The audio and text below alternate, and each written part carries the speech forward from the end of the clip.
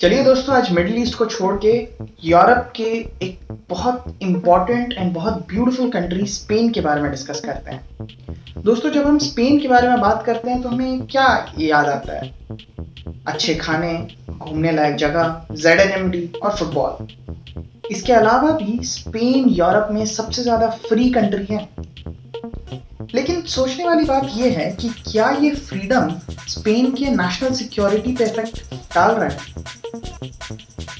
Ramble ना करते हुए आज स्पेन और कैटालोनिया के बीच के डिस्प्यूट, उनके बीच के जियोपॉलिटिक्स को समझते हैं एंड इस पूरे रीजन के बारे में आज जानते हैं द यूथ स्पीक्स विद देव के इस एपिसोड में। दोस्तों, आने वाले कुछ वीडियोस में हम यूरोप के सारे जियोपॉलिटिक्स के बारे में डिस्कस करेंगे, तो मेक श्योर कीजिए कि आपने इस चैनल को सब्सक्राइब कर रखा है ताकि आप सारे यूरोप के इश्यूज के रिलेटेड एजुकेट हो सकें।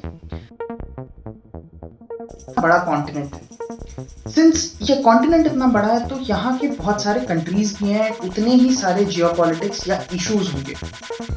आपको ये भी पता होना चाहिए कि यूरोप के मैक्सिमम नेशंस के साथ भारत के ताल्लुकात काफी अच्छे हैं। तो दो ये सारे इश्यूज भारत को डायरेक्टली या इनडायरेक्टली इंपैक्ट या इफेक्ट ना करते हो, लेकिन ग्लोबल इकोसिस्टम की वजह से हमें इन सारे इश्यूज के बारे में समझना इंपॉर्टेंट रहता है। इसीलिए हम इस पूरे चीज के बारे में डिस्कस करेंगे एंड ये हमारे लिए जरूरी है। At the stroke of the midnight hour, when the world sleeps, India will awake to life and freedom. दोस्तों, स्पेन एक पॉलिटिकल बैटल के बीच में है। स्पेन 17 सेमी ऑटोनोमस रीजन्स का एक कलेक्शन है एंड इनमें से एक रीजन है कैटालोनिया, जिसका कैपिटल है बार्सिलोना। दोस्तों, कैटालोनिया स्पेन से आजादी चाहता है, इसीलिए उसने 2006 में एक रेफरेंडम पास करवाया था। लोगों से ये पूछा था कि वो स्पेन में रहे या ना रहे। जिन्हें रेफरेंडम के बारे में नहीं पता उन्हें मैं बता दूं कि रेफरेंडम एक तरह का वोटिंग सिचुएशन ही होता है जहां लोगों से यस या नो के बारे में पूछा जाता है। इसका सबसे अच्छा एग्जाम्पल है ब्रेक्जिट का रेफरेंडम, जब ब्रिटिश गवर्नमेंट या यूके EU में रहे या ना रहे, इसको लेकर लोगों से यस या नो के बारे में पूछा गया था। अब ब्रेक्जिट के बारे में पूरा जानने के लिए आप इस वाले वीडियो पे क्लिक कर सकते हैं, लिंक डिस्क्रिप्शन में रहेगा। अब ऐसा ही रेफरेंडम कैटालोनिया की लोकल गवर्नमेंट ने करवाया। स्पेन ने इस पूरे मुद्दे को रोकने के लिए पूरा प्रयास किया, लोकल आर्म्ड फोर्सेस भेजे ताकि लोग वोटिंग स्टेशंस, पोलिंग बूथ्स पे ना पहुंच पाए। इसी चीज को देखते हुए कैटालोनियन गवर्नमेंट ने लोगों से ये बोला कि आप अपने बैलेट्स घर में ही प्रिंट कर सकते हैं एंड कोई भी जो खुला हुआ वोटिंग स्टेशन हो, कोई भी आसपास या दूर में कहीं भी खुला हुआ अगर वोटिंग स्टेशन हो, आप वहां जाके अपने बैलेट्स कास्ट कर सकते हैं।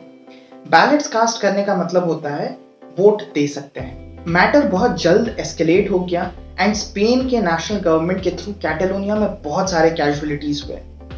एंड रिजल्ट ये रहा कि 92% ऑफ कैटालोनियन पीपल वांटेड कि वो लोग इंडिपेंडेंट रहे। अब आपको रिजल्ट देखते हुए ये लगेगा कि कैटालोनिया सही में स्पेन से आजाद होना चाहता है। इंटरनेशनल एजेंसीज को भी यही लगा, लेकिन इन रियलिटी आधे से भी कम लोग वोटिंग स्टेशंस में पहुंचे थे वोट देने। इनफैक्ट कैटालोनिया में भी ऐसे लोग हैं जो नहीं चाहते स्पेन से अलग होना। उनके लिए आजादी इतना सही चीज अभी नहीं है। लेकिन ये 92% का रिजल्ट देख के कैटालोनियन सरकार स्पेन की नेशनल गवर्नमेंट को धमकी दे रही है कि वो यूनिलैटरली आजादी घोषित कर देंगे अपनी। स्पेन की नेशनल गवर्नमेंट इस फिराक में है कि वो कैटालोनिया में इन्वेड करके वहां के लोकल लीडर्स को हटा देंगे और अपने लीडर्स वहां प्लेस करेंगे। तो आखिर ये सिचुएशन स्पेन में ऐसे पैदा कैसे हुआ? दोस्तों, इस पूरे चीज को समझने के लिए आपको थोड़ा सा हिस्ट्री में जाना पड़ेगा।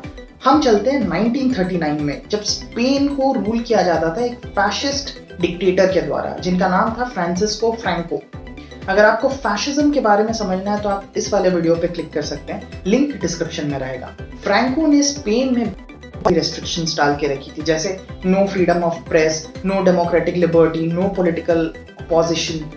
इसके साथ ही उन्होंने एक सिंगल नेशनल आइडेंटिटी एस्टैब्लिश किया और इससे कैटालोनिया के लोगों को काफी ठेस पहुंची। फ्रैंको की डेथ 1975 में हुई और स्पेन ने एक नया डेमोक्रेटिक कॉन्स्टिट्यूशन एस्टैब्लिश किया। स्पेन एक डिसेंट्रलाइज्ड यूनिफाइड स्टेट बना। इसका ये मतलब है कि स्पेन 17 सेमी ऑटोनोमस रीजन्स में डिवाइडेड है एंड हर एक रीजन के जो लॉज बनते हैं वो एक मिक्स होते हैं local laws plus national laws के।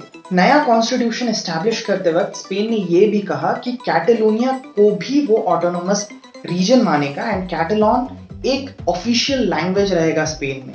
अब जैसे जैसे स्पेन का नेशन आगे बढ़ता रहा वैसे वैसे कैटेलोनिया की प्राइड एंड फाइनली 2006 में अब कैटेलोनिया अपनी ऑटोनॉमी एक्सटेंड करना चाहता था, एक नया देश बनना चाहता था, इसीलिए उसने रेफरेंडम करवाया।